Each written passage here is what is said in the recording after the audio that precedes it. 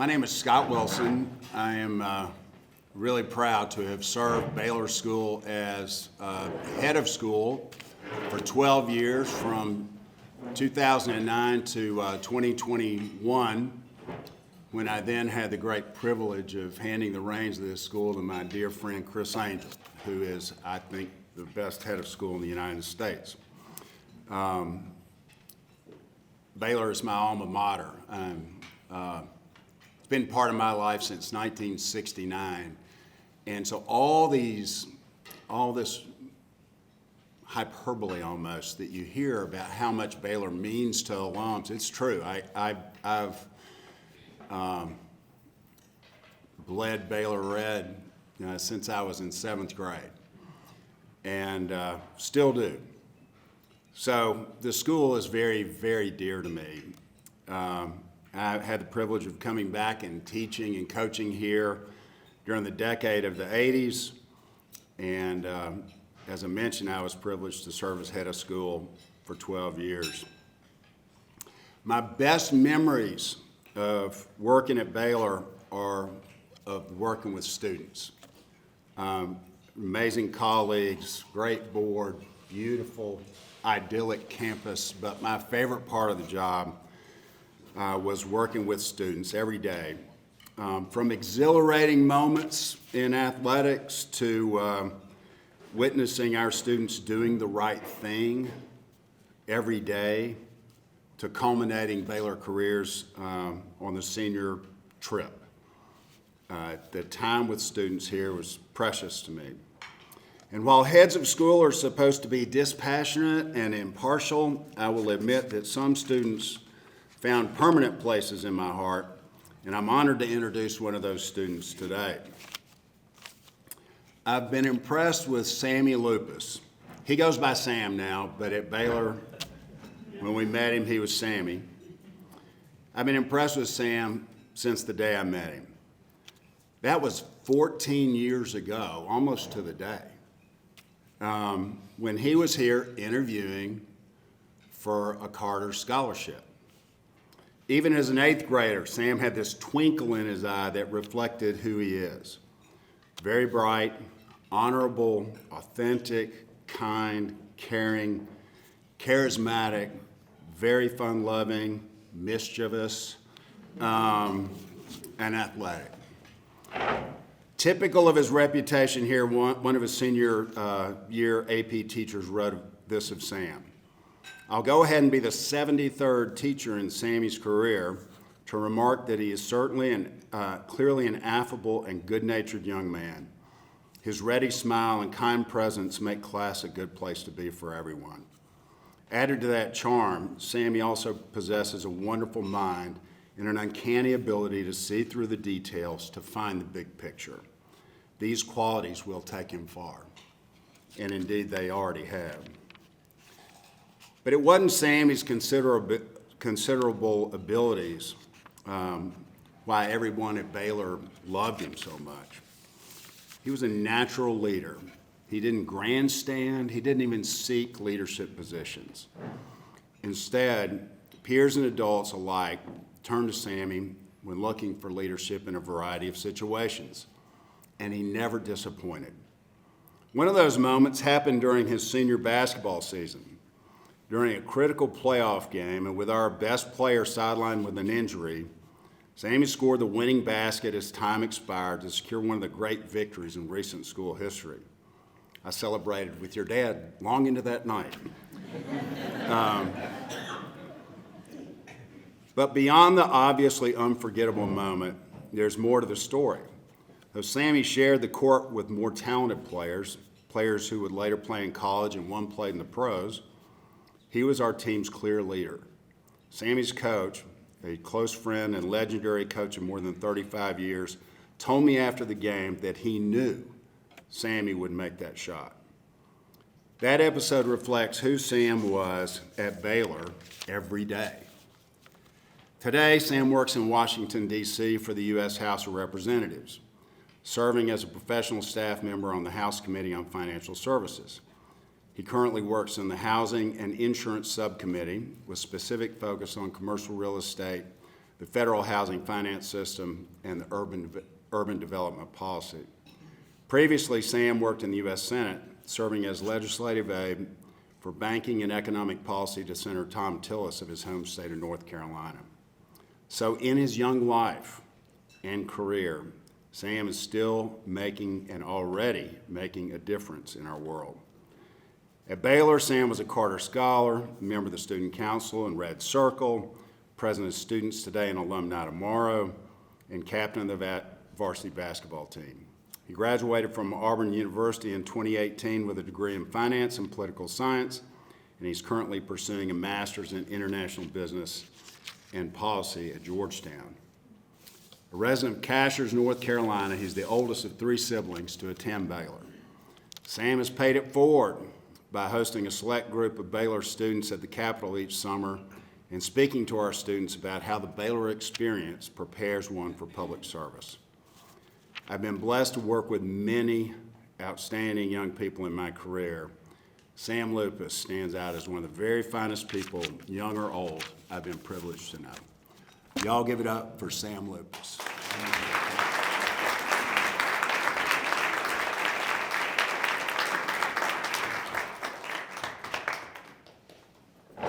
I didn't know he was going to be here until 10 minutes prior. That's a tough act to follow there. Mr. Wilson, thank you so much.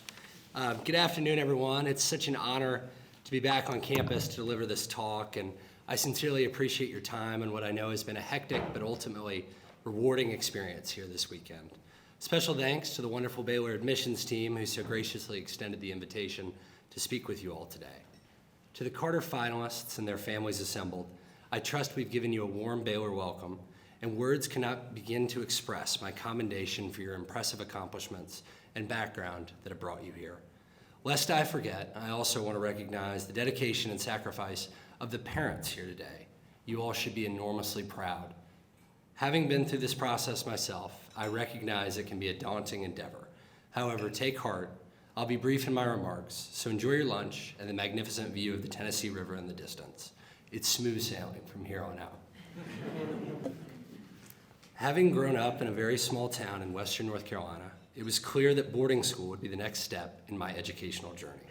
I graduated in 8th grade from a class comprised of a staggering 14 students and desired a high school experience at a larger institution that offered more academic enrichment, extracurricular opportunities, and a first-class athletics program, namely for football at the time.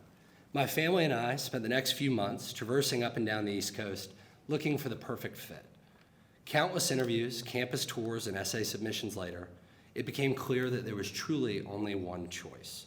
Each peer school at Baylor had much to offer, but it was the core ethos of this institution that made the ultimate distinction for my family and I. There is a Latin inscription on the gates where you exit campus that simply reads, magnanimitas. This virtue, foundational to Baylor, is defined by being of great mind, soul, and heart. Webster's defines this virtue as actions for noble purposes, a disdain for injustice, a loftiness of spirit, and a willingness to face great danger for a righteous cause. This virtue permeates the school, and Baylor men and women pride themselves on this spirit that abides. While this commitment to magnanimitas was paramount in my decision to attend Baylor, it became even more apparent amongst the people that encompass this great school. For what is an institution and its principles without the individuals that embody them? I'll begin with one such exemplar.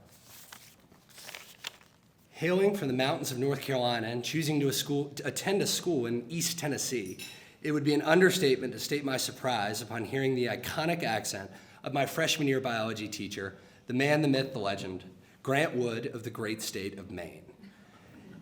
In another life, Mr. Wood would most likely be at the helm as a lobster boat captain off the coast of New England. But to our great credit, he was tasked with teaching biology to a rambunctious group of freshman pupils.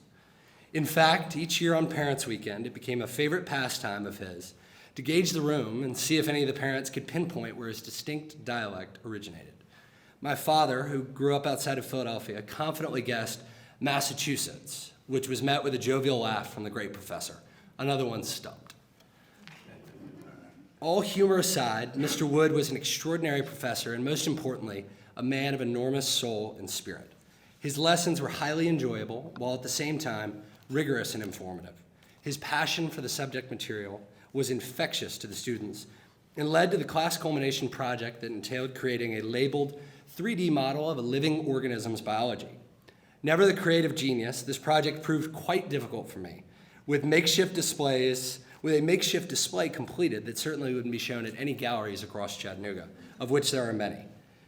However, Mr. Wood found it fit to hang each project on the roof of his classroom in the Week Science Building, instilling pride in our work and confidence in the students. Little did I know that 8 years later, my youngest sister, a Baylor freshman in the time, had above her desk in Mr. Wood's class my rickety model. While I appreciated the sentiment from Mr. Wood, I quickly advised her to move desks, as the construction process was not exactly up to LEED standards, and she got a good kick out of poking fun at my creative prowess. Mr. Wood has since retired after 32 years of service, and I'm immensely grateful for the constant showcasing of his greatness of spirit. Always one to laugh at us students, albeit poor attempts to impersonate him, while at the same time instilling a love of learning through his contagious passion for his subject. We lucky few in freshman biology were enormously blessed. A U.S. Coast Guard licensed professional captain, I trust Mr. Wood is spending his well-earned retirement days sailing the open seas. As he should. I imagine they're easier to tame than another year of freshman scholars. I mentioned previously that the opportunity to play football for a program of Baylor's caliber was a major factor in my decision to attend. Standing at a sturdy 5'8" and 130 pounds, my dreams of obtaining the starting quarterback role my freshman year were surprisingly dashed. Ever the blind optimist, I kept the bench warm for 2 years and 2 state championships that we unfortunately lost later. Never forgive Ensworth for that. I finally hit my stride my junior year and shot up in height. Unfortunately, my skills took some time to catch up to a new frame, and I made my way to Duke Arena and the basketball team. If anyone here has kept up with the success of the Baylor football team over the preceding years, my absence has not been greatly felt.